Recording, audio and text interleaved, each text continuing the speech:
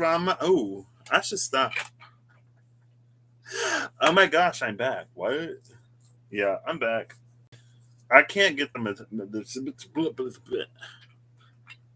I can't get the Mesopotamians out of my head, so I decided that I'm gonna do it as a series of live videos, and I'm gonna look the names up to make sure I have them right. So I'm gonna change the spelling if I don't. But in the song that Mr. Matthew sent me, I'll actually find it and link it. It actually took me a second because I think he said Particle Men, and it was they came as giants, I think. But it's on the YouTube channel, the Particle Men, or something like that. They might be giants. Oh, it's in the lyrics. Oh, I'm not gonna look it up. Yeah, we're the Mesopotamians, Zarpan, Hammurabi, Ashurama, Pal, and Gilgamesh. I think you can say like 3 seconds of a song without it being copyright flagged. So, read. Hey, girl. How you doing? Oh my gosh, it's so nice to see you. Oh. Ooh.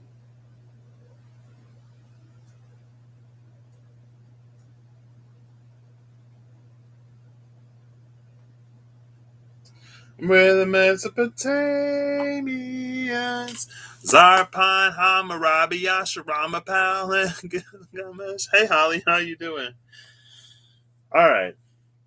So this is what I'm going. I just noticed too that so the card of Sagittarius is here in the angel. Also, an arrow that swims through the air was like the four spades at the bottom of the deck, and I was like, "Oh my gosh, that's Sagittarius." There's an 888 on this card, 88 and 8. Oh wow, I didn't notice that.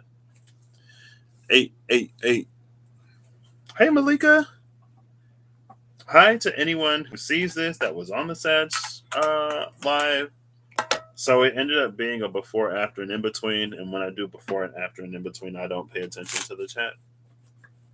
It's to be an uninfluenced space, which is why when I know I'm doing a before, after, and in between, I turn the comments off, the live comments off, so we can be where we are. Because it doesn't help us to go where someone else is and then try to move forward. If that's not where we are, then we may encounter a roadblock because, So that's why I turn the live comments off when I do that. But who was that? We're the Mesopotamians, Zarpan, Hammurabi. And then I thought that this should be a part of this video. So that's why these are still on here before I get to that. So, 1 second.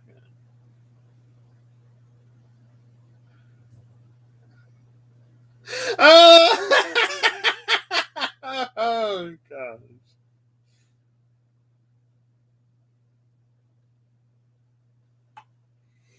Woo. Anyway. Well, thank you. Question mark. Thank you. We're the Mesopotamians. I'm excited. I know of Hammurabi and Gilgamesh. So who we got? So a shift in the wind, a leaf caught in an eddy, the birth of a new language, and on the cusp of realization, a shared vision and a quickening.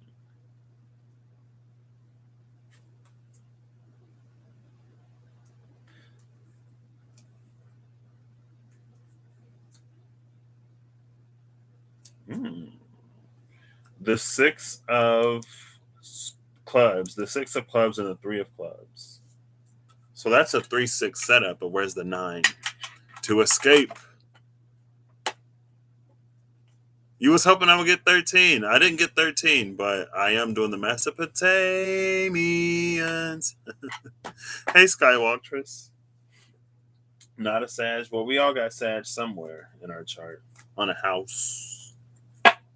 I have Sagittarius in the 8th house. Well, I have it in the 8th and the no. My 9th house is Capricorn. I'm 9th and 10th house Capricorn. So Sagittarius starts in the seventh and it ends in the eighth. Uh, and my North Node is in my eighth house. So North Node, Sagittarius, eighth house. That's me. South Node in the second house. My comfortabilities. Well, no. Yeah. But like a material comfort, an acquisitional comfort. I haven't bought a new TV for years. Eva. Oh, snap. Really? Oh, this is a lot. So we have the Lovers, the Ace of Pentacles, the Six of Wands again, and the Magician. And the Before, what's at the bottom of the deck? The Wheel of Fortune. Wait. So the Lovers Before is an element of recognition. It's funny because it's almost like there's an energy of recognition by another and recognition from the world or from someone with some position. It's like a public recognition and a private, more intimate recognition as this Ace of Pentacles is changing hands.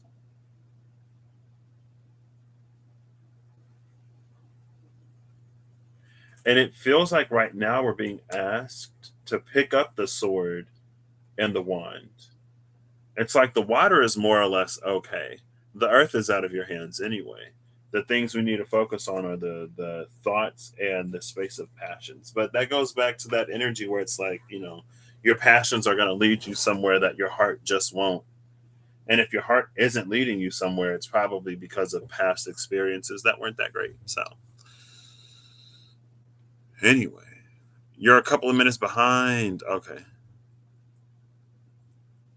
I guess I'd try. Your midheaven is in the ninth. North Node Sagittarius, seventh house. Oh, snap. My nodal sister. Hi, Malika. A Sag North Node's got to stick together on this one. The Wheel of Fortune is turning into the Empress.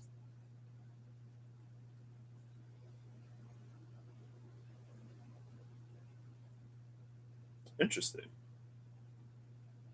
Oh, look. Here's a bird. Well, we got these winged things. I guess all of these got wings in this deck. And then this got wings. There's an energy of something that's able to be many things here. And it's almost like in being many things, you can approach something from many angles and you can make it more likely to, maybe not more likely to occur or happen, but you can be more selective, I guess, because you're more aware. I don't know. I'm going to try to not be here all night. So you're here again. Yeah, last time I was not. I didn't even see the chat because I had my. I'm using OBS right now, and I have my OBS open. So that's why I tried to pin it. I pinned the comment, so I hope people saw it. But if they didn't, then oh well, it's over now. Zarpan Hammurabi Yashvama Gilgamesh. What's in the in between? Sagittarius was in the in between. Oh, look, there's that title card. Look at that.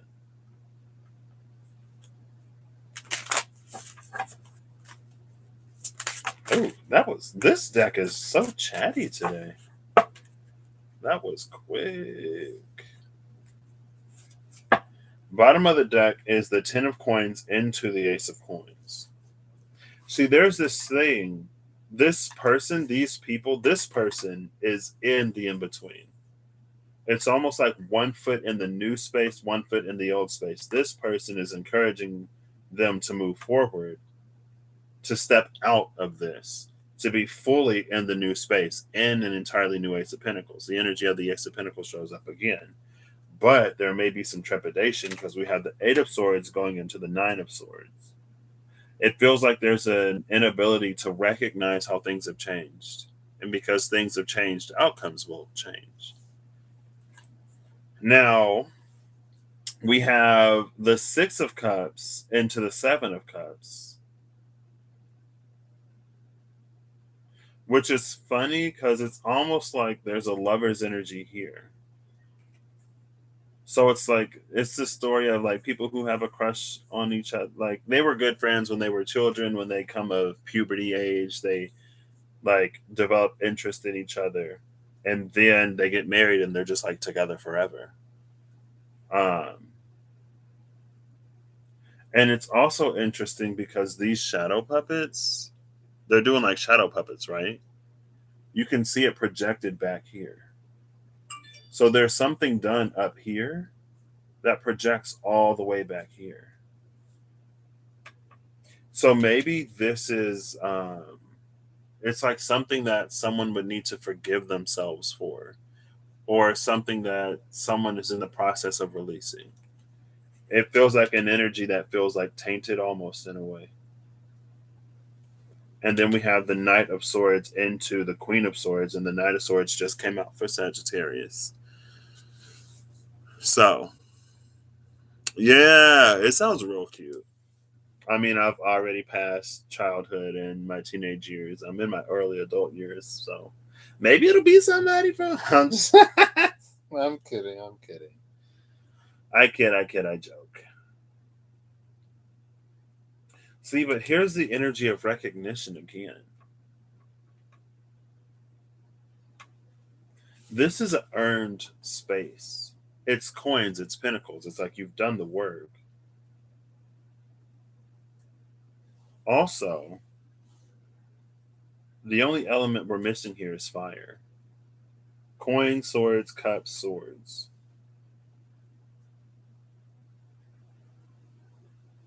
See, maybe there's a hesitation. There's a hesitation and trepidation, but someone's going to move forward anyway.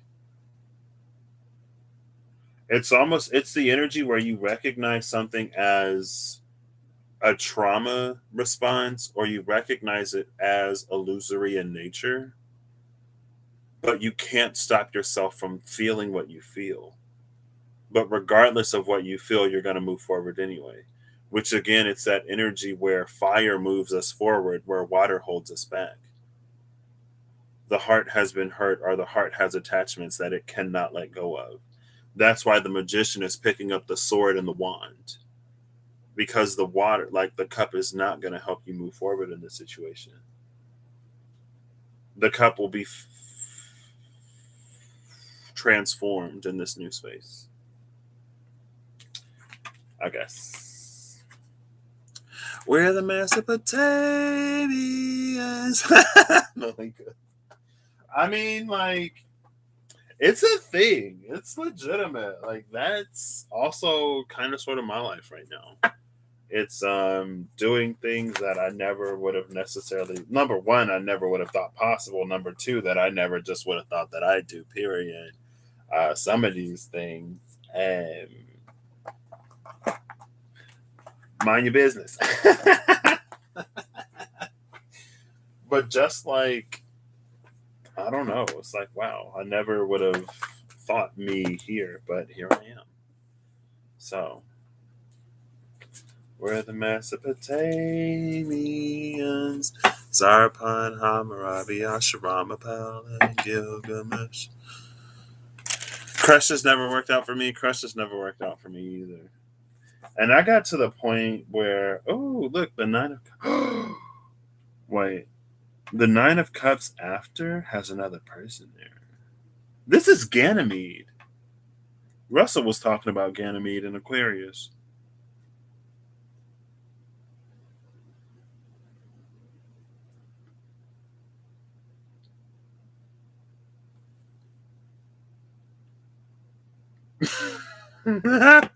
That's funny. This is a long. Ooh, the tower. See, there's an energy where it was low key like Ganymede is about to escape, and any means by any means possible. I don't know if Ganymede done poisoned that food, But then here's the tower. See, there's this thing about maybe going to drastic and extreme ends to make something happen, when it's like in reality you don't have to do all that. Like you don't have to go burning every bridge, and just like you don't have to go off the deep end. What's that song? I'm off the deep end. I don't know. I don't know. But it feels like Ganymede is trying to get to that jar that was at the bottom left. Like that's what Ganymede is supposed to be doing. But now like Ganymede gotta serve somebody some food, and it's like if you don't get up and get your own food, maybe Ganymede is like, I'm not doing this anymore. I'm gonna go do what I'm supposed to be doing. And that person in the Nine of Cups is having a tower moment because now they're not being waited on. And it's like, oh my gosh, I have to walk into my own kitchen and get my own food. Excuse me. And it's like, well, maybe if you treat somebody with some decency and respect, then people would want to work for you. But people seem to be collectively coming to the point where they ain't putting up with some of the stuff that they've been putting up with, and some people can't get nobody to work for them. And then it's like, wow, well, maybe you should have been treating somebody with some, I don't know, or pay people. People had to go through all this, and some of them ain't have no security, and you think they just gonna go back? Okay. Well. Oh, the moon. Anyway. Oh, look, the Two of Cups after. Oh my gosh, look at that embrace. We saw the lovers in the before, and the Six of Cups we saw whatever, and then we got the Two of Cups here. And the card that came out is the moon.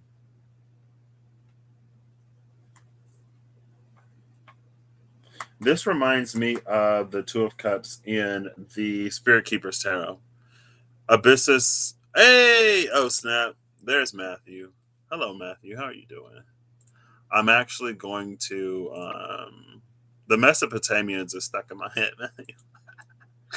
We're the Mesopotamians. Zarpan, Hammurabi, Ashurbanipal, and Gilgamesh. All right, I'm going to paste this so I don't forget it. I forgot the last one. Boom. Got it. I'll listen to it later. Yeah, glad you're here. Welcome, friend. Well, who was that? All are welcome. All are welcome. Was that on Courage the Cowardly Dog? What was this? It reminds me of the Two of Cups in the Spirit Keeper's Tarot, Abyssus, Abyssum, and Wokat. The depths of me call to the depths of you. And this is like a full-bodied embrace as well. That is like complete acceptance and recognition. And that level of love and acceptance and recognition, it's something that we have to do internally first. More often than not, because if we can't accept ourselves in those ways and on those levels, then whenever someone else loves us for those things or loves us regardless of those things, then it creates an internal tension within us because it plays on something that's not resolved. And it's like, how can you love me when I'm like this and when I'm like that and when I do blah, blah, blah, blah, blah, blah, blah, blah, blah. And then it's like you become an element of resistance that causes something that was otherwise meant to progress through time. You cause it to crumble prematurely because of whatever, right? That's one of the reasons why I agree with the statement that like you have to love yourself before you can love anybody else. And I understand that, you can find love before you fully love yourself, but it's going to affect your ability to receive it.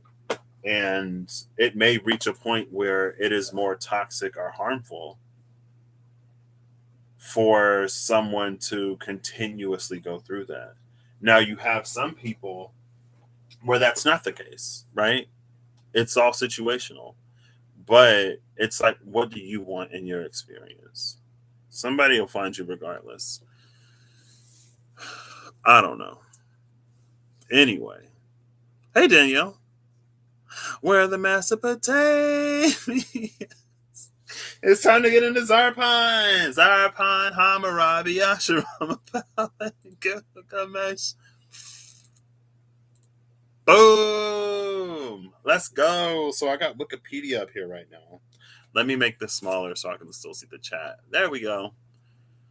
Um, I'm also going to open up a Word document. Psych, I'm going to open up a WordPad document because I'm not in Purdue no more and my Office 365 got shut down. So I'm using WordPad now.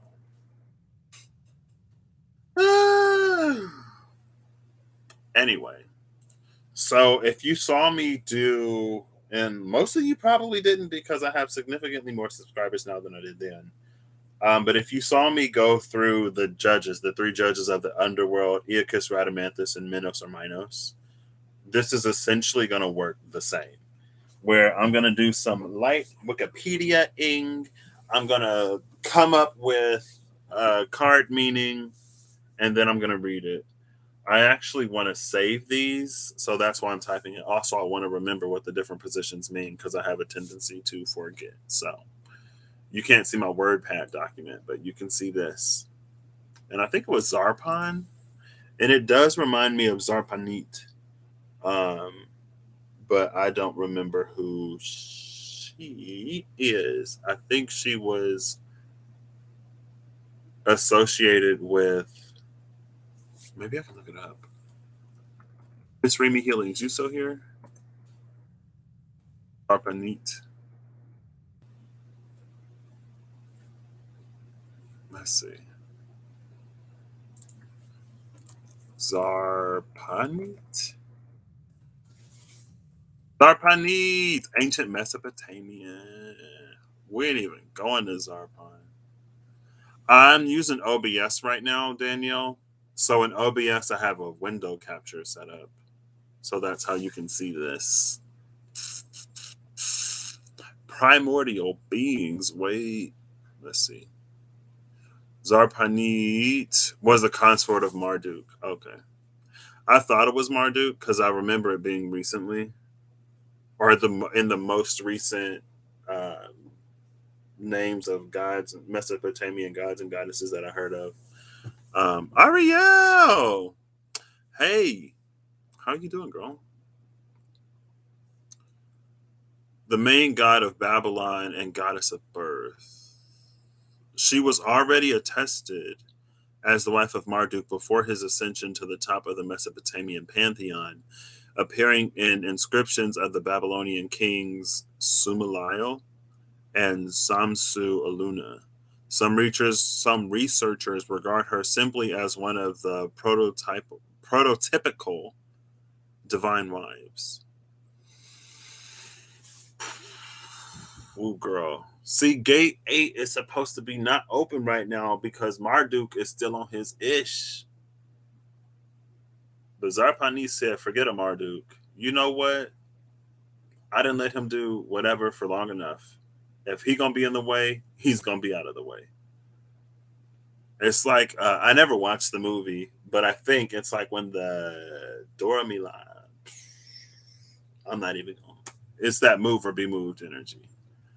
Um, Her name means goddess of Sarpan, possibly a village outside of Babylon. It's only a modern theoretical explanation of the name. Its precise origin isn't known. A fragmentary text describes Sarpan as a town assigned to her by Enlil,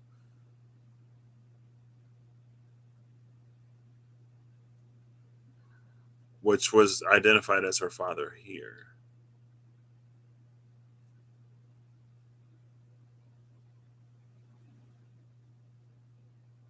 A folk etymology of her name explained it as Zerbanitu, creatress of the seed.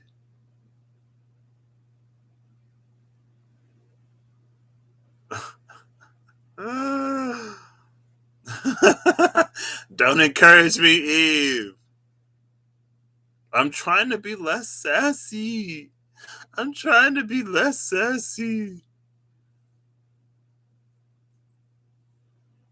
Yeah. I didn't like I went to the bathroom after that Sagittarius and the Mesopotamians was stuck in my head.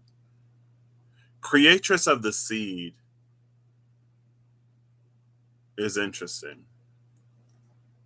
Creatress of the seed.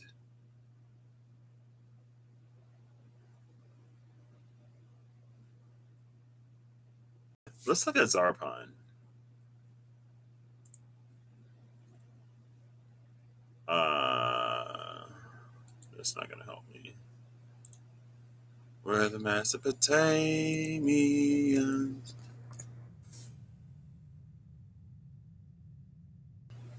Okay, we'll come back down here. Here. Zarpon. Is it Zarpon or Zarpan? I don't know. Where the Mesopotamians. The ARP, yeah. Bro, I might have to look at the video. Mesopotamia.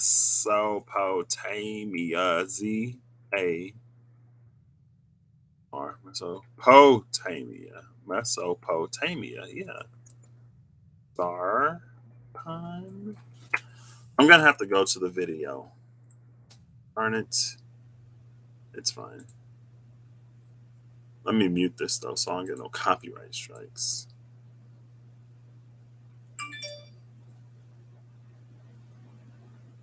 Where did they spell their names? Oh wait, I just saw the lyrics here.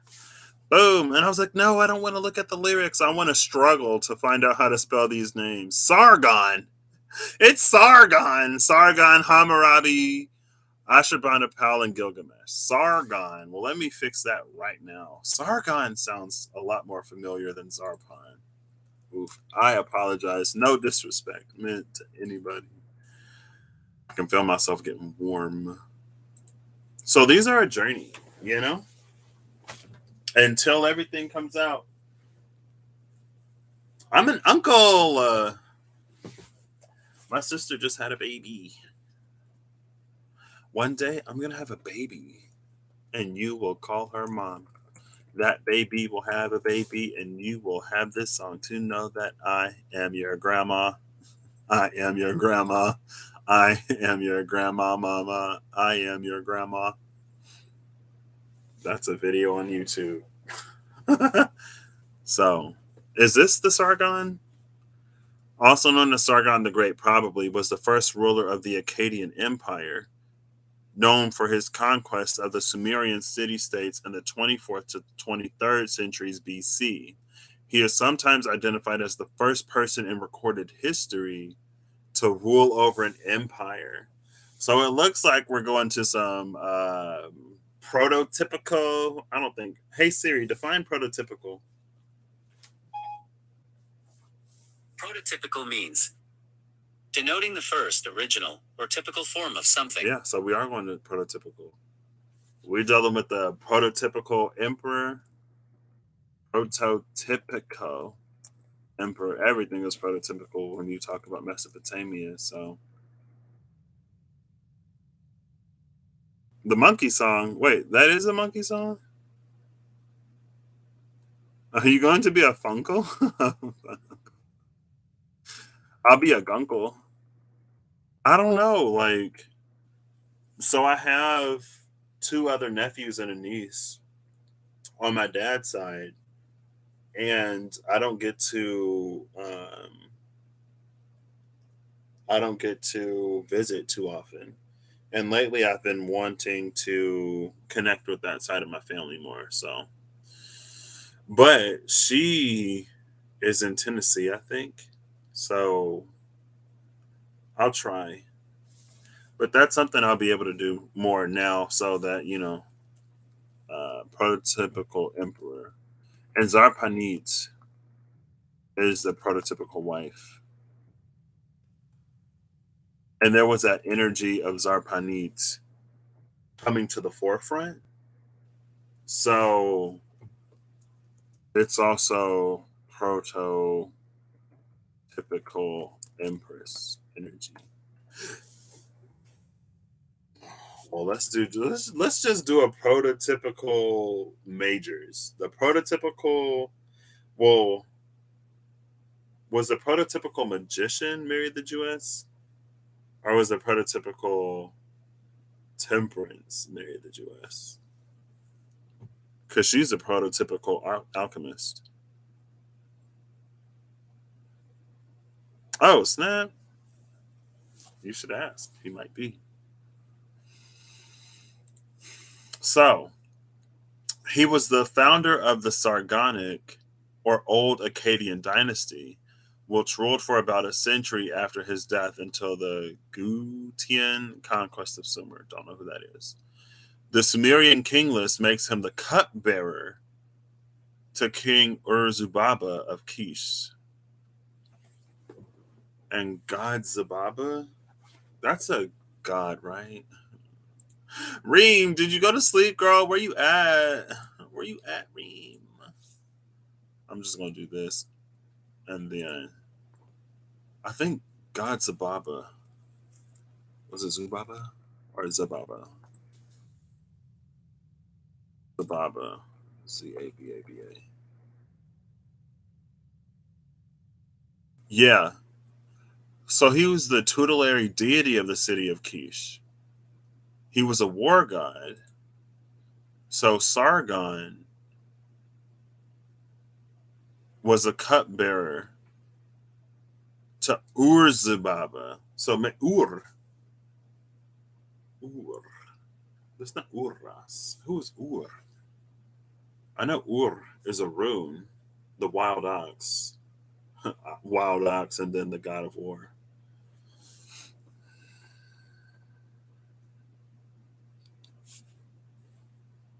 This one? Oh, there's no picture here. This one? Oh, you can't see my mouse. Hold up. Let me make it so you can see my mouse. Even though this is going to be interesting because my mouse is going to be going places where the oof, well, hold up.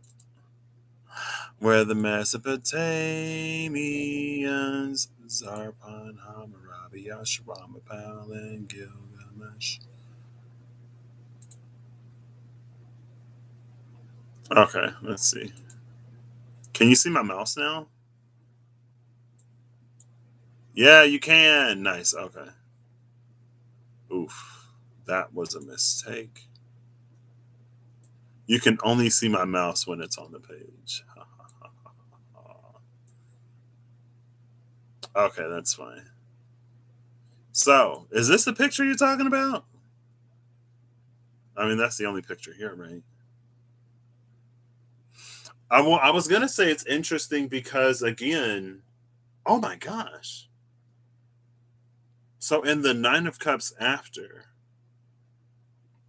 there was that Ganymede energy, the cup bearer, and then this person was the cup bearer to King Ur-Zababa of Kish. He is not to be confused with Sargon the First, a later king of the old Assyrian period. Well, I don't know which Sargon I'm looking for, so. Oh, well, Mesopotamia here. His empire is thought to have included most of Mesopotamia, parts of the Levant, beside incursions into Hurite and Elamite territory. Don't know if I'm pronouncing these right. Ruling from his capital, Akkad, archaeologically as yet unidentified. He appears as a legendary figure in Neo-Assyrian literature of the 8th to 7th centuries BC. Tablets with fragments of a Sargon birth legend were found in the library of Ashurbanipal. And Ashurbanipal is the third Mesopotamian after Hammurabi, the last great king of the Assyrian Empire. So I guess we're working through Assyrian kings. Was Hammurabi a king though? I think he was actually.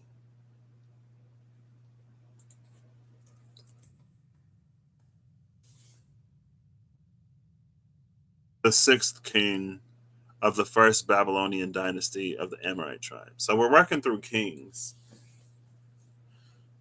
So if we're working through kings, I'm going to say that Hammurabi is our king of cups because he was the cup bearer. I'm going to say that, oh, wow. Ashurbanipal had a library, so I would say he was heir, but Hammurabi was known for his codes and laws. But I guess codes and laws are earth because they're how we live and interact with each other on earth. So maybe he'll be the king of pentacles, which would leave Gilgamesh to be the king of wands. And it makes sense for Gilgamesh because, he's a legendary hero who did all kinds of wild stuff. So I'm also going to put that down. I just piece it together. King of Cups, God of War. I want to make that a position. So number one is um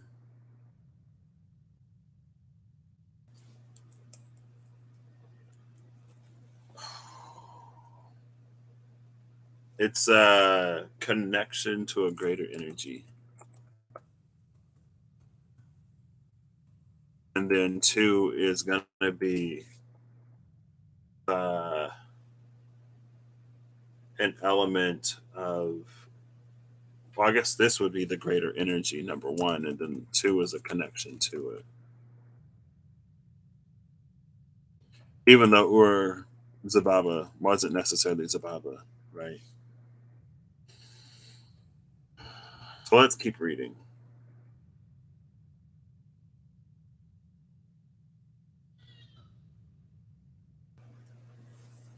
I mean, be, they could all be. And I was gonna do that, but I feel like libraries are more air than laws are. It feels like laws are things that come into place to define how we live on Earth. In a Capricornian sense,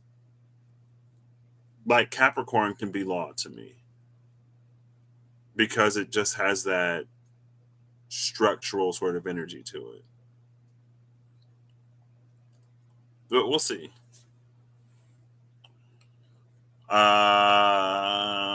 What else? What else? Name, chronology, historiography, origin, legends, Sumerian legend. Let's go to the legends. The Sumerian language, Sargon legend, contains a legendary account of Sargon's rise to power. It is an older version of the previously known Assyrian legend discovered in 1974 in Nippur and first edited in 1983. The extant versions are incomplete, but the surviving fragments name Sargon's father as liable.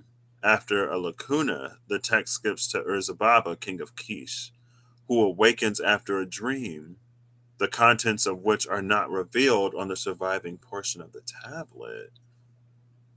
Oh, yeah, see, we King of Cups energy. For unknown reasons, Urzababa appoints Sargon as his cupbearer. So, what's a lacuna? I need to know what this is. I used to just go on Wikipedia deep dives. Yeah. I mean, I got a Capricorn midheaven, so when I'm at work, girl, oof. Work Patrick is not the same as not work Patrick. Even though they're becoming a lot closer. So a lacuna is a gap in a manuscript, inscription, text, painting, or musical work. A manuscript text or section suffering from gaps is said to be lacunos or lacunulos. Some books intentionally add lacunas to be filled in by the owner. Example, the blank played with the blank and the blank, often as a game, like Mad Libs, or to encourage children to create their own stories. So we have the lacuna. Number three is a lacuna.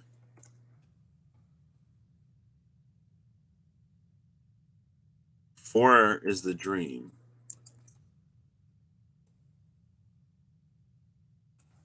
See, this is where this is the interpretation. Five is the interpretation. I'm glad y'all can't see me. I'm struggling today. Interpretation of three and four. Didn't something similar happen to somebody in the Bible? It's like a king had a dream. Was it David? Is that how they found David? They were. We should do a Mad Lib reading. Eve, you should do a Mad Lib series. Where the Mesopotamians. I did not know that. And it's funny that a lacuna is a gap because in Sagittarius, when it was talking about resonance and harmonics, there's something about a gift to like fill in gaps with frequency and then to play the song and to get the message.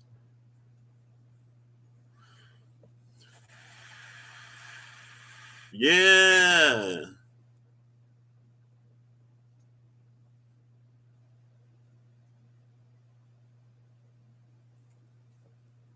Let the cards fill in the blanks exactly.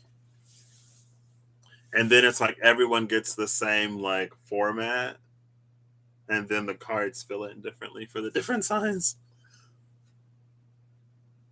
But we'll see. Nebuchadnezzar had crazy dreams. Okay. Oh, how deep down this Wikipedia rabbit hole do I want to go? So after Lacuna, the text skips to Urzababa. So, girl, King of Kish, who awakens after a dream, the contents of which are not revealed on the surviving portion of the tablet. For unknown reasons, Urzababa appoints Sargon as his cupbearer. Soon after this, Urzababa invites Sargon to his chambers to discuss a dream of Sargon's involving the favor of the goddess Inanna and the drowning of Urzababa by the goddess. Oh, snap. Well. Animal, mineral, vegetable. Peacock. I can't think of a vegetable. I mean, I can't think of a mineral. Like is sodalite a mineral? Peacock, sodalite, cucumber. I was trying not to say cucumber, but I said it anyway. Or eggplant. Okay, let me stop. I'm sorry. Tomato. Peacock, salt, tomato. So, like, this was the dream, basically. This is so Greco Roman. Like, I received a prophecy that you were going to kill me, so I did this, but here you are anyway. Anyway, let's keep reading. So, see, but there's two. What's also interesting is Urzababa. Zababa is a god of war. And Nana Ishtar is a goddess of many things, including war. And there was that energy of Zarpanit being like, Marduk, if you're not going to do it, if you ain't going to do it right, then step out of the way. And now we got Inanna coming in where Zababa is like, oh, interesting. Interesting. So then there's another. So six is going to be another greater energy. Greater energy number two. Seven is going to be the connection to six. What is this? I don't know. This is how these things work. We read and then we come up with stuff. To one. Yeah, it is a preemptive assault, but sometimes that preemptive assault is the very thing that solidifies the connection. Almost going back to the story of the bearded man. It's almost like, well, if his daughter was never harmed, he would have never had reason to do the things that he did for him to become who became for him to become who he became in a way. It's like when you can see into the future and you think that life would be seeing trouble from a distance, but it ain't that easy because you end up causing the very thing that you had the vision about that you tried to prevent. But anyway, and it's funny because I just kind of sort of got something like that. So, oh, look, there's an element of water. So, Urzababa and goddess Urras is the mountain who gave birth to the two streams of water. But anyway, so he has a dream that goddess Anana drowns him. So, what he does is he hires someone to be his cupbearer associated with water. And it's like, okay. Deeply frightened, Urzababa orders Sargon murdered by the hands of Belis Tikal, the chief smith, but Inanna prevents it, demanding that Sargon stop at the gates because of his being polluted with blood. When Sargon returns to Urzababa, the king becomes frightened again and decides to send Sargon to King Legal-Zag-Si, or Legal-Zag-Si, I don't know how to pronounce any of these, of Uruk, with a message on a clay tablet asking him to slay Sargon. The legend breaks off at this point. Presumably, the missing sections describe how Sargon becomes king. What?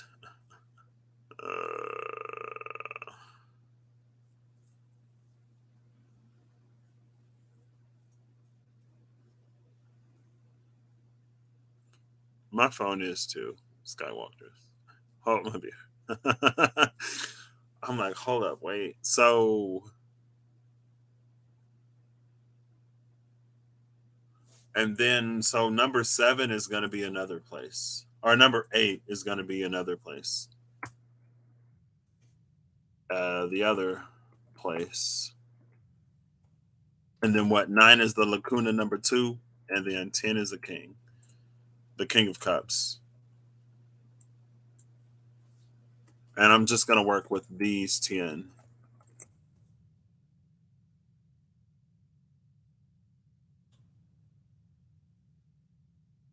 Because it's like there's a Lacuna, he becomes king, another Lacuna, he becomes an emperor. So I wonder if eventually he does drown Urzababa and he takes over his land. Well, let's keep reading. The part of the interpretation of the king's dream has parallels to the biblical story of Joseph. The part about the letter with the carrier's death sentence has similarities to the Greek story of Bellerophon and the biblical story of Uriah. Who is Bellerophon? Bellerophon is familiar, but I don't remember Bellerophon. Oh, snap. Bellerophon slays the Chimera on top of Pegasus.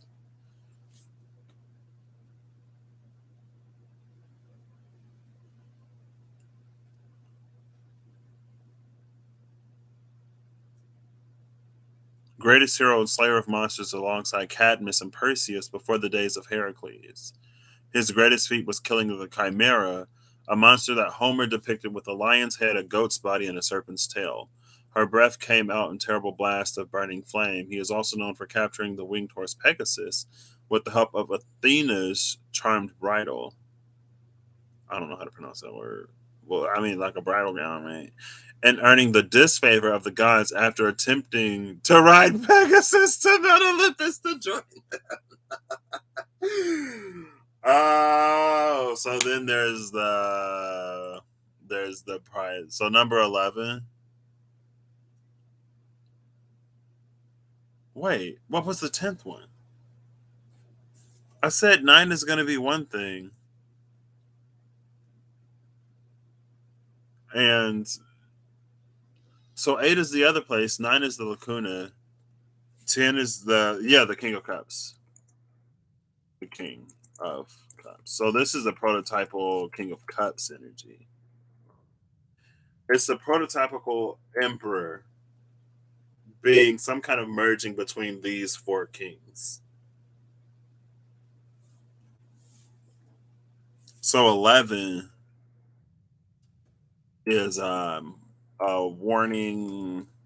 Well, not a warning. It's like a hubris. I don't know. Hubris. There we go. So I am kind of interested to keep reading this. But that's the birth legend. Okay.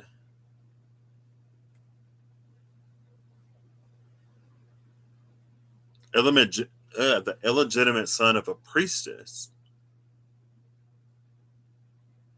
I wonder if the priestess was one of Inanna Ishtar's.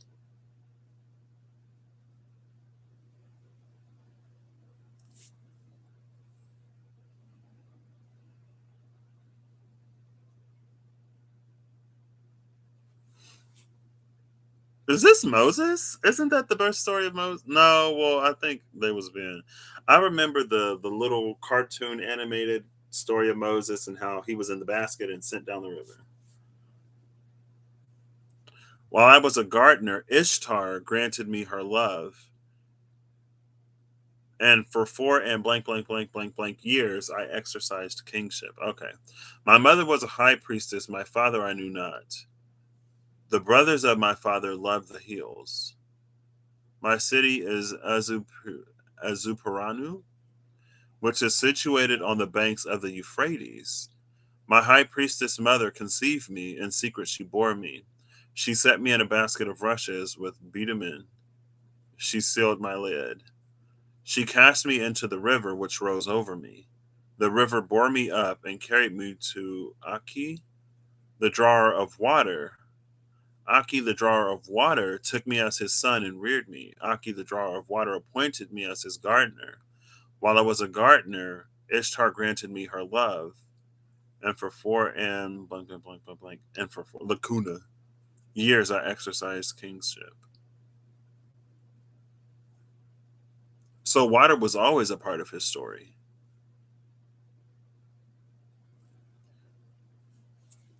Set in a basket of rushes, sent down the river, carried to the water drawer, or the drawer of water, and then he worked as a gardener. Then made into a cupbearer.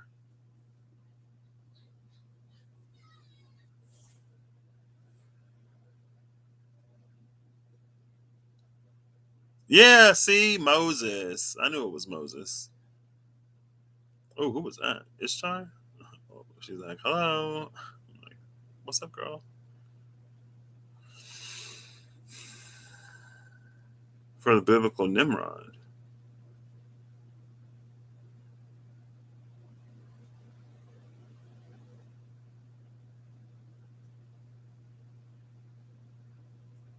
Okay.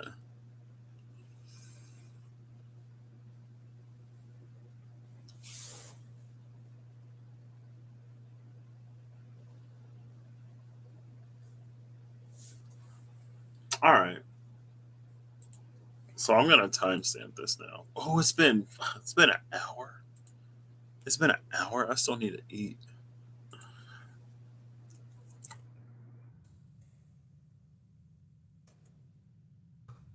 Oh my gosh, I love this. I can see the time. And then cards. I'm gonna say 54:30, and we're just gonna see what comes out. I almost want to use the Spirit Keeper's Tarot for this.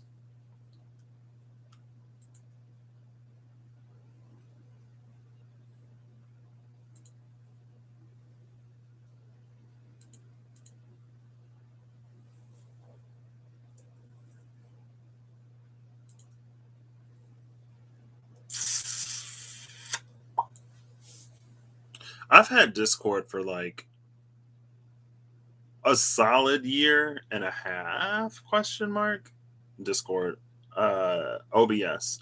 And I literally just realized a few days ago that I can add the same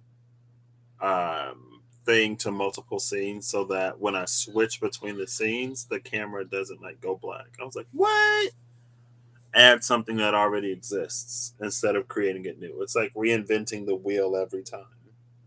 And every time you try to go like start up your car, the wheels disappear and then you got to reboot the wheels. And it's like, okay, well, the wheels are the same, so we can keep those. Anyway,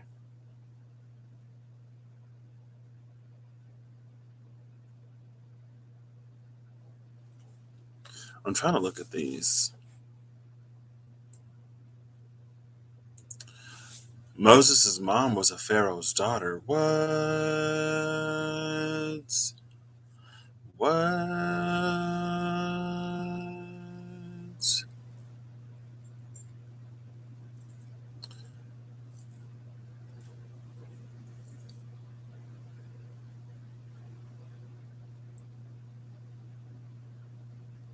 I don't know if I have the decks to do this.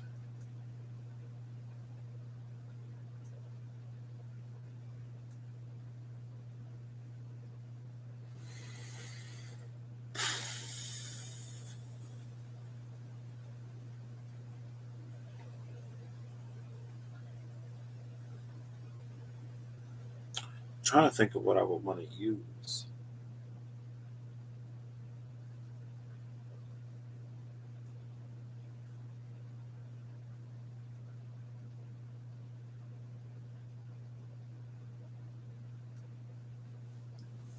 I'll ask. I don't want to ask Siri. I've asked Siri enough questions today. It's time for me to make a choice, and I'm going to go for my first. Oh, thought.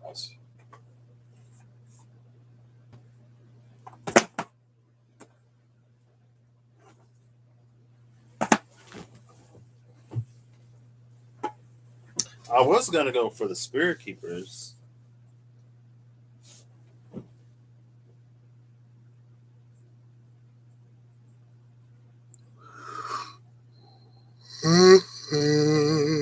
Excuse me. I have no clue, Danielle. My brain doesn't remember either. I know Russ is like, oh, you should make a deck. Make this deck. Make that deck. There was one that I really did. I want to look into, but it'll probably be after my body acclimates or acclimatizes a little bit more. Where the Mesopotamians. I guess I'm pulling these out. And Gilgamesh. I'm gonna do these face down.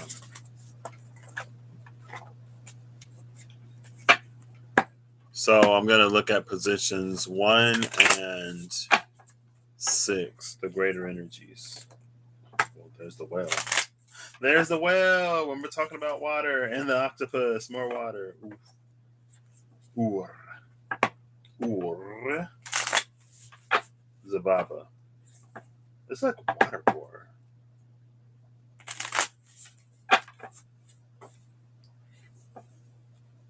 Shark and Phoenix. Okay. So for energy 1. Darn it. It's the shark. For energy 2, which is position 6. Oh. The crow and fire ants. Bottom of the deck is elk. Elk is like, I wish a shark would. I wish a shark would. And shark is like, I'm apex. I'm top of the food chain. And elk is like, okay, but we're not in the water. And on land, you're just like any other fish. Anyway. Mesopotamians.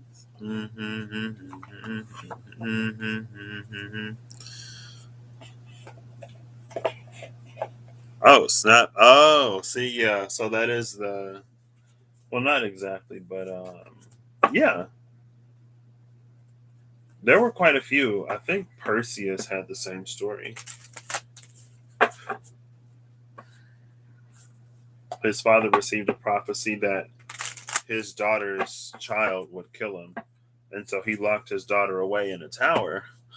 In a tower. LOL. He locked his daughter in a tower. And, because in a tower, who's going to impregnate her? And then Zeus came through her window in the form of a golden shower and got her pregnant. And then years later, not even knowing who his father was, he killed him.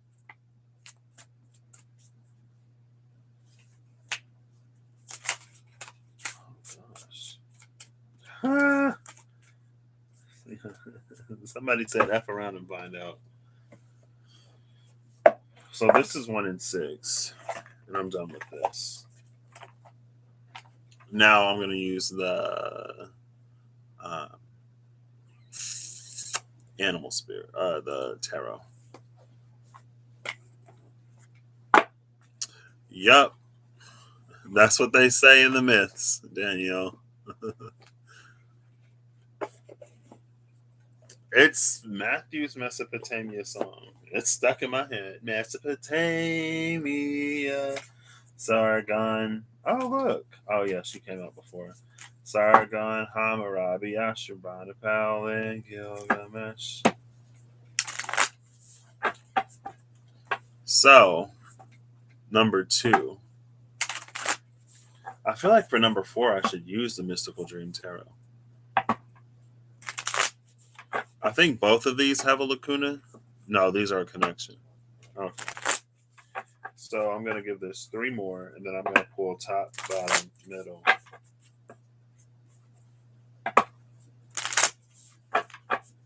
After I cut it.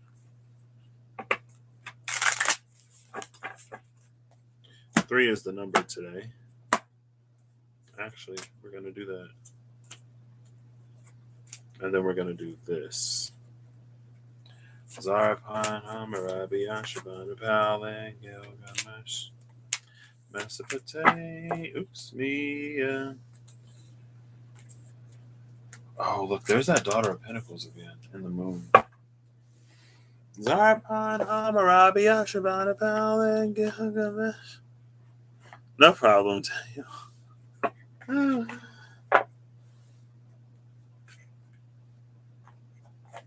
No problem. The golden shower, there's an element of water again, though. So this is 2. For number 3, I already pulled it. I want the Mystical Dream Tarot for number 4. For number 3, I'm going to go back to the SKT. So I don't know why I put this up. Zarpan, Hammurabi. And then the Conservator is here. The Conservator is a protector. And then there's the Archangel Commander. And with the Contender, I mean, you don't go around messing with somebody, covered by Inanna Ishtar and expect to not find out. So, oof. Look, there's the moon again, the necromancer. See, when you go, you dig your own grave. Also, that reminds me of Nero. I think Nero's mom tried to kill him like 15 different times, and every time she failed. And Nero fiddled while Rome burnt. He was a not great emperor. They had a few of those. Work, sis. Don't even have to ask. So this is the lacuna. The lacuna is the magician. So now, with the 6 of Cups, baby dragon, baby phoenix. Now we go over to the Mystical Dream Tarot. I don't know what this is going to work out to be, but we'll see. Zarpan, Hammurabi, Ashurbanipal, and Gilgamesh, Mesopotamia. Okay, Danielle.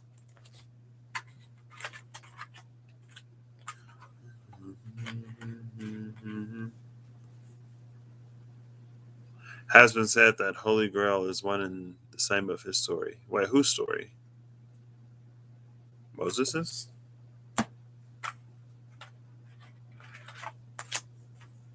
Mesopotamia.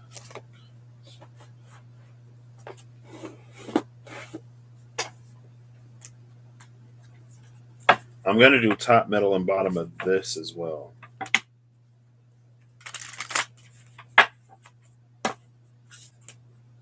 Oh, and it's going to be perfect.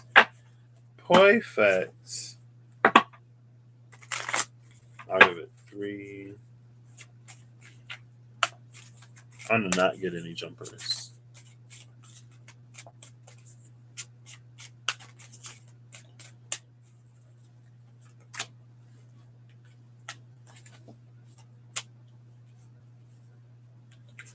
So this is position 4. Ace of Swords, Cosmic Letter Opener. Holly called it. I'll have to put these here because I would have to split those to put them back in the box. So that's number 4. Number 5 is the interpretation of 3 and 4. I already got 6 and 7.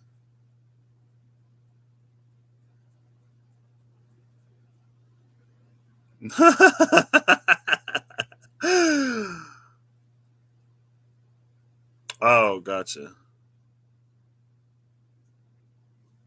8, 9, 10, and then 11. 11, I'm not going to do. I'm not going to do Bellerophon. I mean, I might. We'll see. Depending on how everything else goes. So I need a 5. 3 and 4 is the Lacuna and the Dream. So this,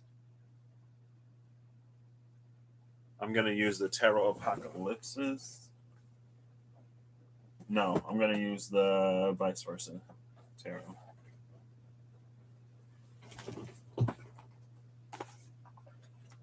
Mesopotamia, Sargon,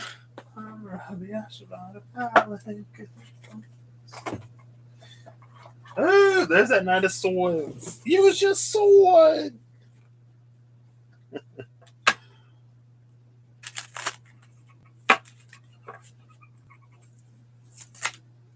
Okay, that was quick. Oh, well.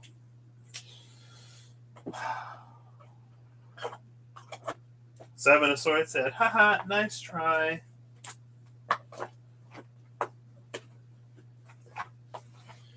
Seven of Swords is almost like it doesn't necessarily matter what it was supposed to. I don't know. We'll see. We'll see.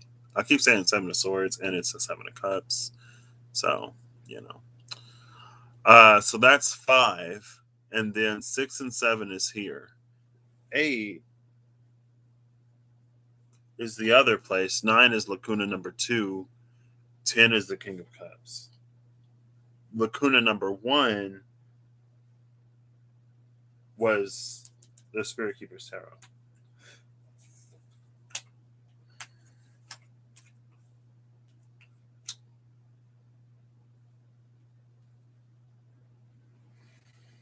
So Lacuna number 2 is also going to be the Spirit Keeper's Tarot.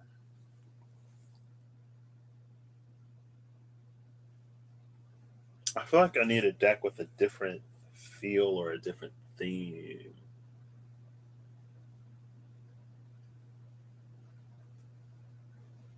Let's go for Oracle card. I'll go for the Enchanted Map Oracle.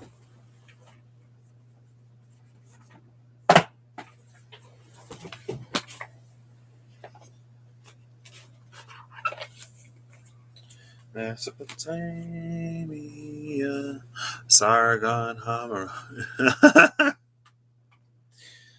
Now Baby Shark is going to be in my head. What's this other place?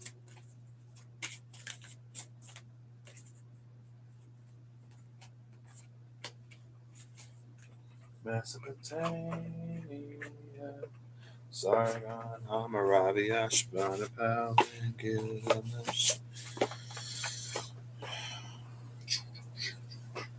I wish I had a little bit more room. Yeah. Because it's like other, you know?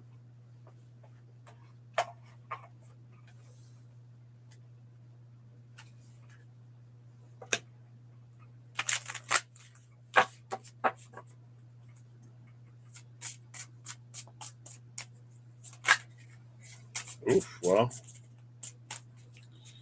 Oh, look. Well, let's do that. Title card at the top. And Archangel of Mysteries. So, think again.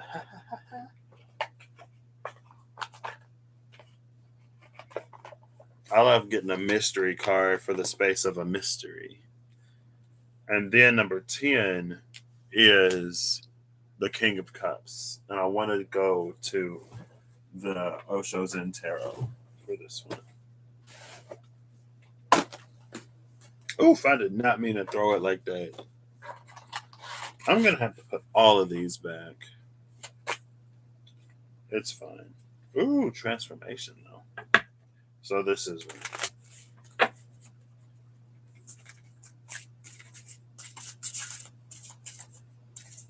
And I'm actually going to do a top, middle, bottom on this one, too.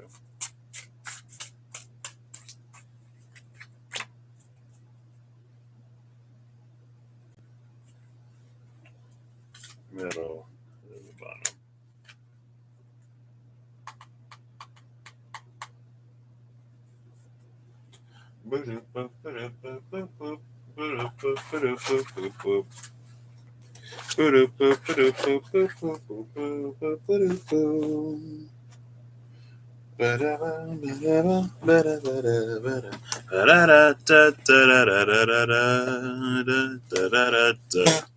Ooh, did y'all hear that? My deck just passed gas. Oh my gosh. And it didn't even say excuse me. Rude. Okay. I'm trying to.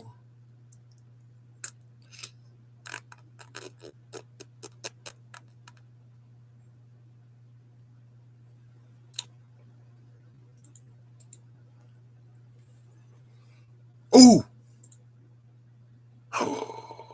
I think that worked. I think I just took a screenshot of this so I can use it as a thumbnail, but I'm not sure. I wish I could keep my, like, not put them up. I just don't have the space in my room. Like, my room is tiny. And I moved back with a lot more stuff than what I have room to accommodate. So that's why, like, I put them back in the box and everything, and I put them back up there because. But I used to like keep them like down there, and I was like, that's too much work. And also now I don't. It's like I got 1, 2, 3, 4, 5. I got too many new decks.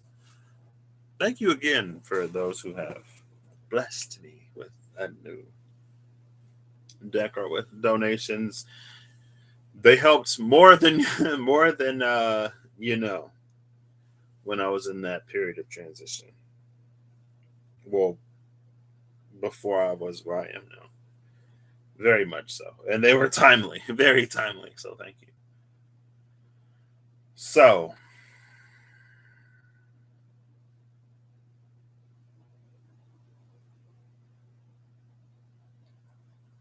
are we ready? I'm also going to timestamp this. Mesopotamia, Sargon, Hammurabi, Ashurbanipal, and Gilgamesh.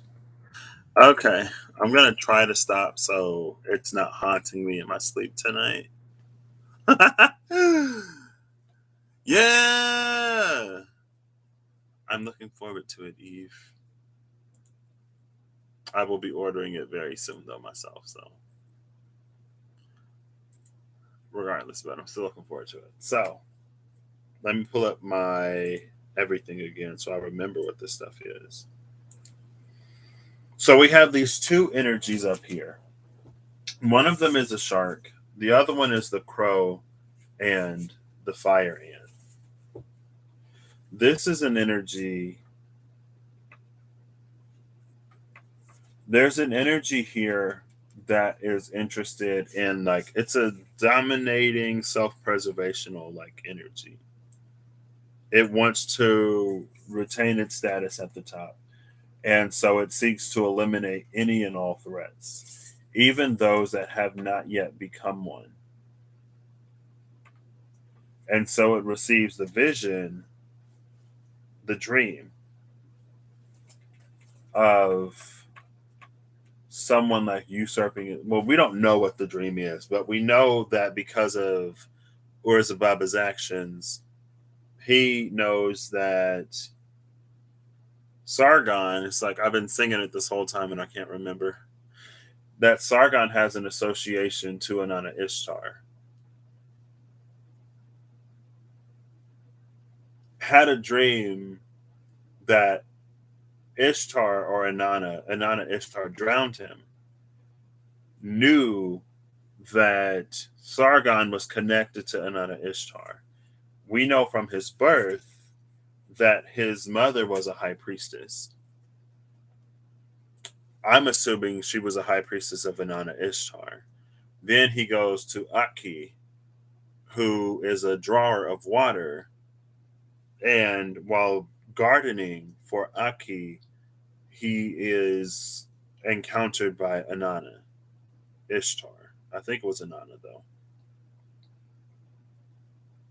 And it feels like this energy recognizes the power of this energy, but doesn't think that that energy will directly interfere because it's not one that intervenes.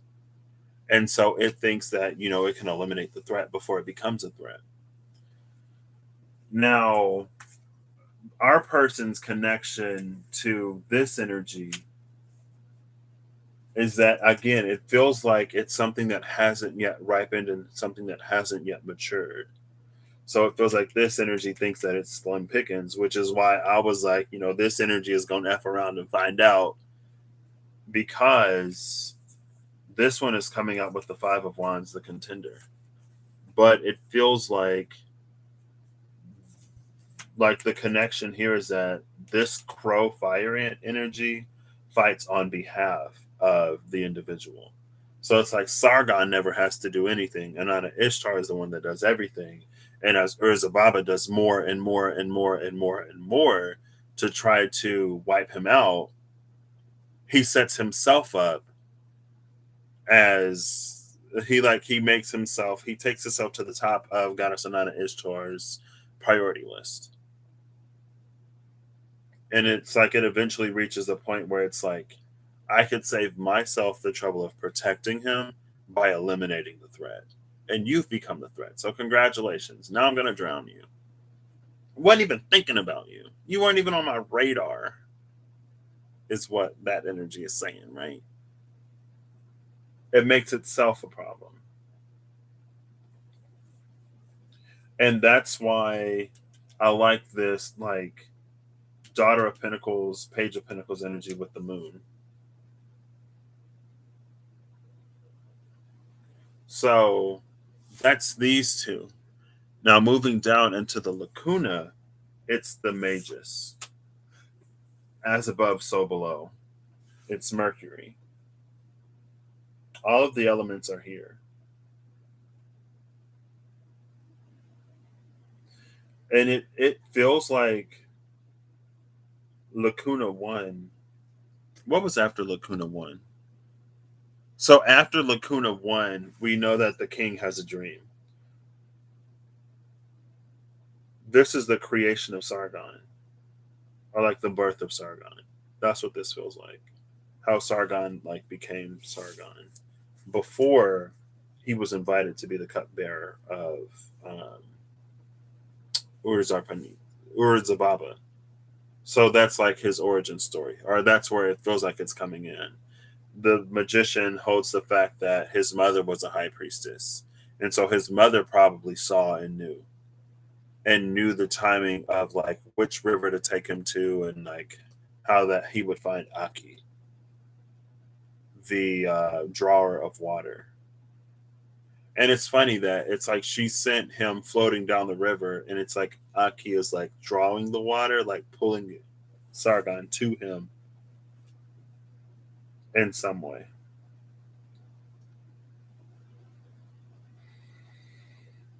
I think the magician, it's also coming in with like an energy where like this is 1/4 of prototypal emperor energy. And so it's almost like this lacuna is a space where the stories interact with each other. I haven't done Hammurabi, Ashurbanipal, or Gilgamesh yet, but it's almost like there's a common theme and then something different, and then a common theme and then something different, and then, or like vice versa. It's like a twist and then another twist. It's like a candy wrapper. When you have like a little circular candy and it has the two twists on either side, you know what I mean? I gotta eat dinner. Hey Siri, what time is it? Side Siri said, time don't matter. You'll eat when you're done. So, number 4 is the dream. So we have Spirit of Cups, which is, it's almost like knowing the potential of this child. What the child doesn't even know yet. And it fears it. And then it's Temperance, which is again like in this Temperance card, the water isn't yet there. And then the third one, it's the Five of Wands, which is the part where it sees that this energy makes a move to take that out.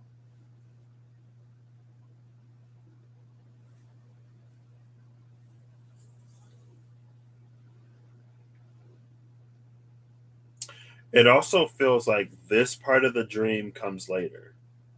Like this is, it feels like this is where he decides to send Sargon off to someone else's land with the stone or with the clay tablet asking them to assassinate him. So I do. I need some more peanuts. What did you say? Cosmic lifeguard is father of man.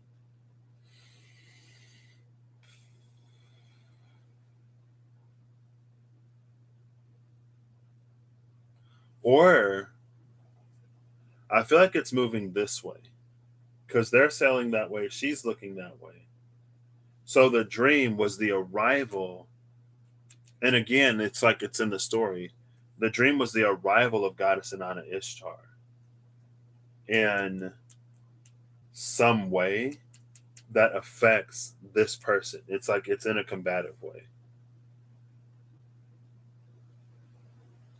And a recognition of the seed of that before it's fully grown. So the interpretation of this, yeah, see, Two of Swords, Six of Wands, Four of Pentacles. On one side. Was this an interpretation? Because what's next? Yeah, greater energy 2 and 6. Okay. There's almost this energy 2. It feels like somehow Sargon inherits the will of Inanna Ishtar. And that might be in Lacuna 2 or after Lacuna 2. Because Lacuna 2 was the one, it's like he gets sent off somewhere, blank space, he becomes a king. But it's like in between becoming the king and becoming the emperor, he goes back to Urzababa. Or the descendants of Urzababa if Urzababa is gone when he becomes the king, right? He goes back to that land and he takes it.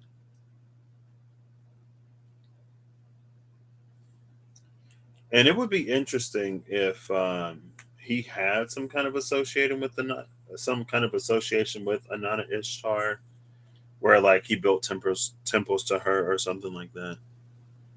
Squirrel juice. So over here, it's the lovers, the daughter of swords, and judgment. This is an energy where it feels like the interpretation over here is that like it's better to get rid of this energy now while it's still young, and you'll be victorious if you do so. It feels like there is an energy or a question where it's like, well, would I really harm a child? Because it feels like at this point Sargon wasn't necessarily fully matured. And in that sense, because of this shark mentality, because of desperation, this person chooses yes. Now, here, this could be a situation where it's like you are divinely guided, protected. There's a certain path that you have, and there are energies outside of you that recognize your potential and that feel threatened by you. And so, what they do is they come in and they try to demean you, diminish you, make you play small, whatever, right? And the external energy could be anything or anybody, right?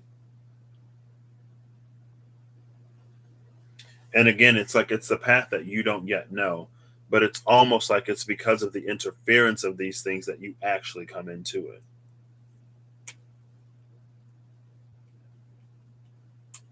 And it feels like consistent. That's the thing about the fire ants.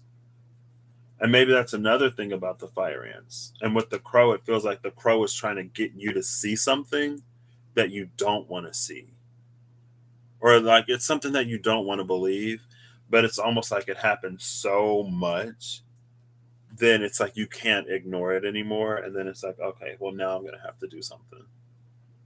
And this energy is like, see, like I knew it would do it. I knew it would do this. And it's like, girl, well, I wouldn't have done it if you wouldn't have did what you did. Like, what nobody even like thinking about you. Didn't nobody even know that you existed until you came over here and started making noise and causing trouble.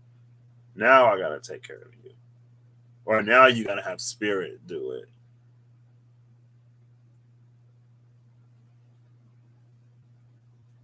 There's a fear of loss here with this Four of Pentacles. That's why this energy is so bloodthirsty with that shark energy. And I know that not all shark is bloodthirsty, but in the space of this, it is. And there's something about the way that this person understands the element of earth and materiality that is very elementary. And it's because of that understanding or fear that they indulge in the flavor of lack that they indulge in. And maybe they think they can take from someone else. They don't know. So, next is the other place. The other place. The other place is intention. Here's the daughter of swords. We see the owl on an egg. The egg is on a pedestal. Master number 22. This master number 22, it feels like choices and decisions that you have to make that you don't necessarily want to. It's like maybe Sargon didn't even necessarily want to become king. But maybe the king of the place that he went to said, like, hey, you came here, Urzababa wanted you killed. And Urzababa he's got a lot of influence. Urzababa's got a lot of this, he's got a lot of that. He's all over the place. And Sargon is like, man, like, I guess if I want to live and survive and have some semblance of a life that isn't constantly running away and trying to dodge somebody who I'm not even necessarily too much thinking about, I'm going to have to become king, raise my own army, and then go and defeat him just so I can have some peace. And then he just so happens to become emperor, which is the path that this energy line. It's not that the energy necessarily lined it out for Sargon, but the energy knew. And again, with fire ants energy, it's a lot of little things that add up to Sargon becoming the emperor. And with fire ants, it can be like a lot of external sort of factors and external influences and internal decisions to rise and rise and rise and rise and rise until eventually he reaches the top of that pedestal and he hatches, potentially, right? And then we have the Archangel of Mysteries here in the space of Lacuna 2. And again, it feels like the energy of that king or whatever transpired in the other place that got Sargon to piece it all together. Because before this, maybe Sargon didn't even know that Urzababa was trying to have him killed. He didn't know that he was like, he had a hit out on him. He didn't know why. Dude is just like, I didn't even know my mother or my father. Right? Like, I grew up gardening with Aki, who was a drawer of water. Right? The Archangel of Mysteries is the one that comes in and tells Sargon of his tale. And I love that there's a dandelion here and the beak of the owl and a sword here.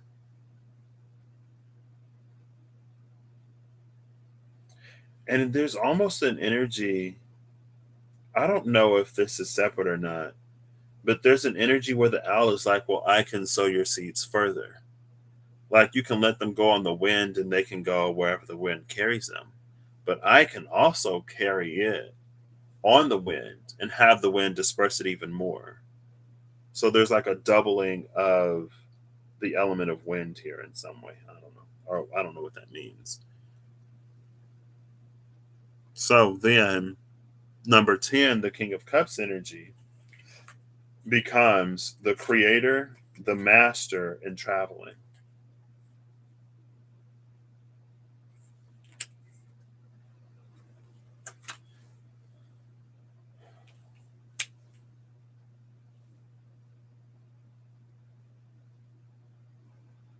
I feel like Lacuna. No, this is the King of Cups. So this is the element of water in this magician. When all four kings come together, we get that prototypal um, emperor, right?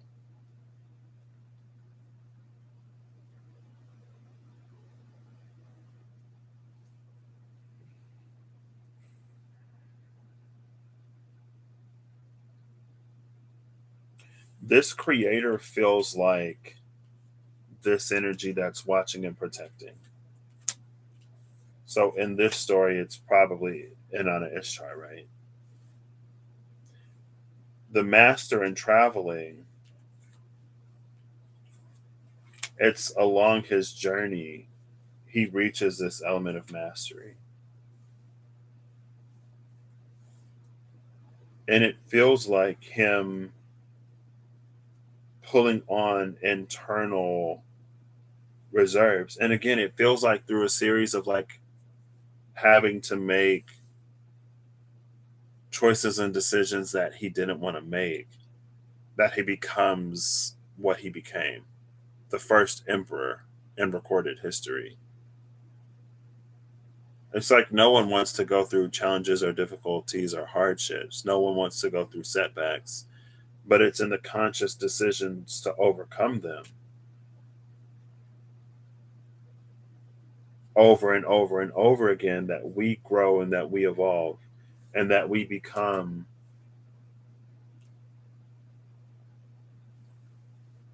I don't want to say what we were destined to be or what we were meant to be, where we become more.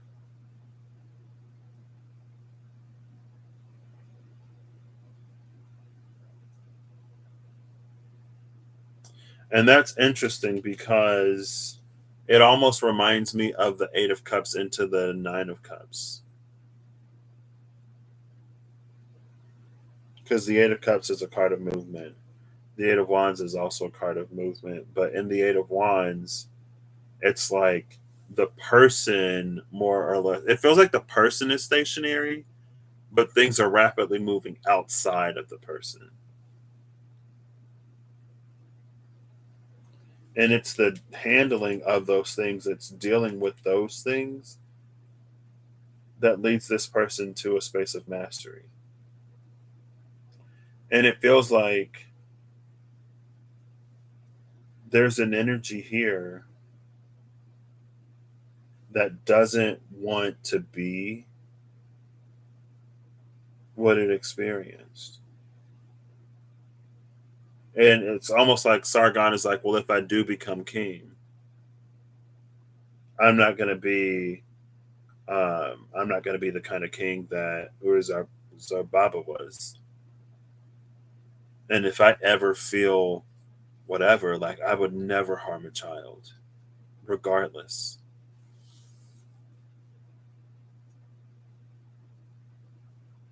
It's someone who learns to be better, someone who decides to be better because of what they've experienced. And so often we become that which we don't want to. And maybe it's because for a certain amount of time we feel justified in doing whatever to other people, or it's because we just don't see or recognize whatever it is, we don't see or recognize it until we realize that we've become the very thing. And it's interesting because it's almost like part of this dream that um, it's like this Two of Swords and Six of Wands energy actually belongs on the side of Sargon. And then Urzababa is left with the Four of Pentacles. This Two of Swords, Six of Pentacles, making those hard choices and decisions, and then finding victory. It wasn't his victory, it was this victory over here. The natural progression to the Five of Wands.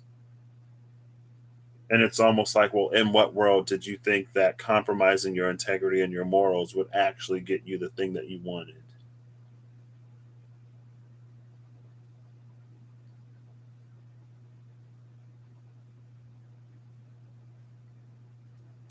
But when we're blind to certain things, that's how less than divine energy can get us to do all kinds of things.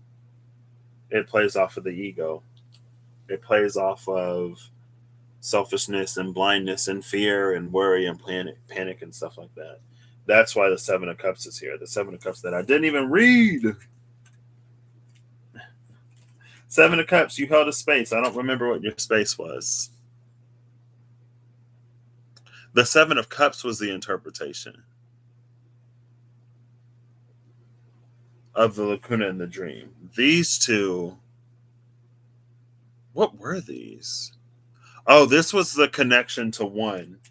This was the connection to two. And I think I read it that way. But with the Seven of Cups, it reminds me of the Seven of Cups in the Spirit Keeper's Tarot, which in the Spirit Keeper's Tarot, each cup holds one of the seven deadly sins. And so none of the cups are ones that we should pick. This is one that with Page of Pentacles, maybe it was greed. Yeah, with this lack, it was greed. It feels like greed was a big one here. And greed was the vehicle that whatever energy that was connected to Urzababa used to get him to do all kinds of stuff against Sargon, who did nothing and who was highly protected, to get him to work against himself. Like the choices and decisions that that Urzababa should have been making to find victory is to again like not compromise integrity and morals. To be like, I'm not gonna fall prey to my greed and to my fear of loss. I'm not gonna do anything less than savory, anything unsavory. But hey. Hey, Grace, Kali Maya.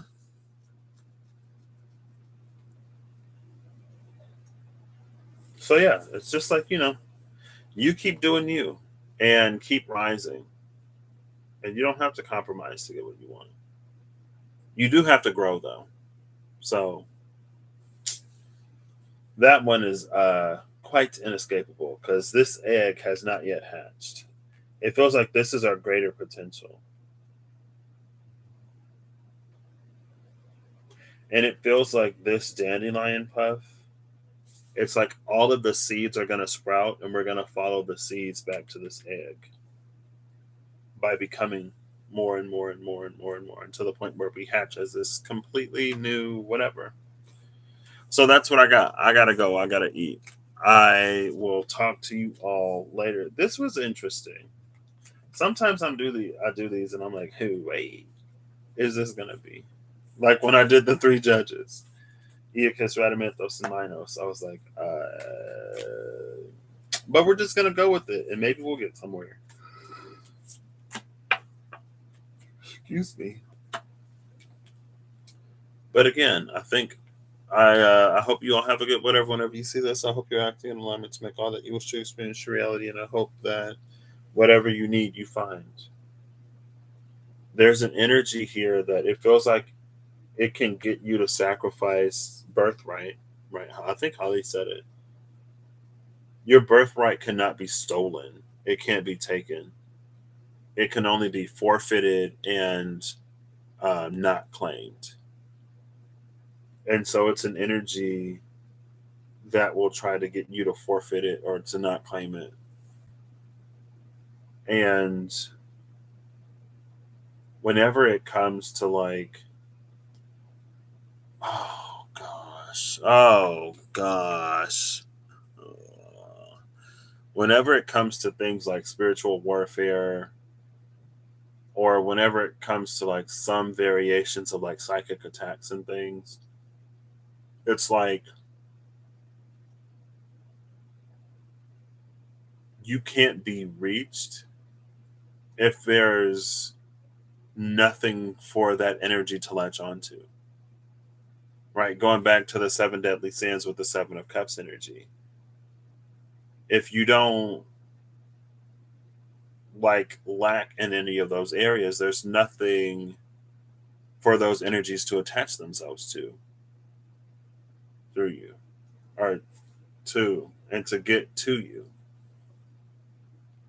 But it's like, whenever you, and it's just like how devil energies will try to get to you, right? It's like if you're insecure about something, or if there's a fear that you have, it will use that to come in and to get you to stall, delay, whatever. And it isn't even necessarily devil energy as an entity. It's just like if that's the area where we naturally sort of lack. And if we don't do anything to, at the very least, continue moving forward, because that was an energy that came out. It was the Two of Swords, I believe, and some in Sagittarius before, after, and in between. I think it was. It's like that choice and decision where, like, even if you are afraid, even if you don't, even if you can't see how the situation will work out any better, to trust and follow that guidance anyway, to keep moving forward anyway, and then to find out. You're going to find out just as Urza Baba's going to find out. It's like, oh, okay, I guess I am all of this. I would have never known it if it wasn't for you. And that's the thing about devil energies, and that's the thing about towers, and that's the thing about being triggered, and that's the thing about all of that. It's like we can use those as opportunities to fortify ourselves, to heal, to do whatever, to be less easily affected.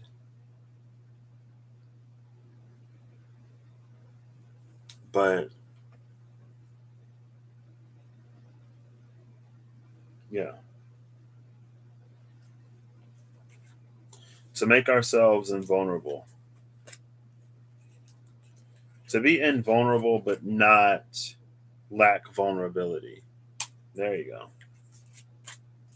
Because I think sometimes we try to be invulnerable, and in trying to be invulnerable, we lose vulnerability, thinking that that'll get us that, invulnerability, but it hurts us, and it makes us in some ways even more susceptible to certain things. Because now it's like instead of reducing or eliminating that sensitivity, You just make yourself more sensitive to it. You increase your sensitivity by not being vulnerable. But anyway, no problem. You're welcome. Yeah, exactly, Grace Kali Maya.